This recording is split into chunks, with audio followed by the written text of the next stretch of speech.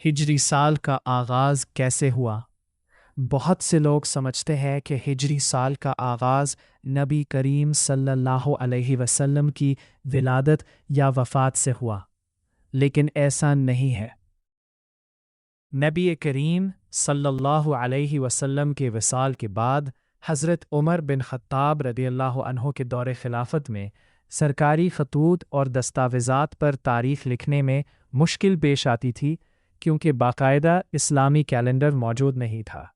چنانچہ صحابہ کرام نے مشورہ کیا کہ مسلمانوں کے لیے ایک مستقل تقویم مقرر کی جائے۔ کئی تجاویز پیش کی گئیں۔ نبی صلی اللہ علیہ وسلم کی ولادت، نبوت کا آغاز وصال نبوی صلی اللہ علیہ وسلم، ہجرت مدینہ۔ آخر کار فیصلہ ہوا کہ ہجرت مدینہ کو اسلامی تقویم کا نقطۂ آغاز بنایا جائے، کیونکہ ہجرت اسلام کی تاریخ کا ایک عظیم موڑ تھا۔ اسی کے بعد اسلامی ریاست قائم ہوئی اور اسلام کو مضبوط بنیاد ملی۔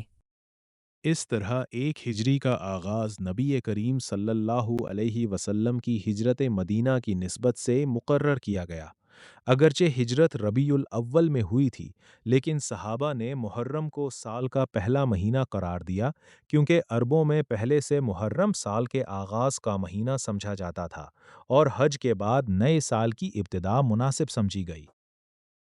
اس طرح 17 ہجری میں حضرت عمر بن خطاب رضی اللہ عنہ کے دور خلافت میں ہجری تقویم باقاعدہ نافذ کی گئی، جو آج تک دنیا بھر کے مسلمان استعمال کرتے ہیں۔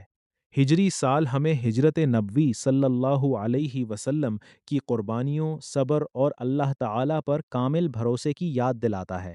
اللہ تعالیٰ ہمیں اس سے سبق حاصل کرنے کی توفیق عطا فرمائے، آمین۔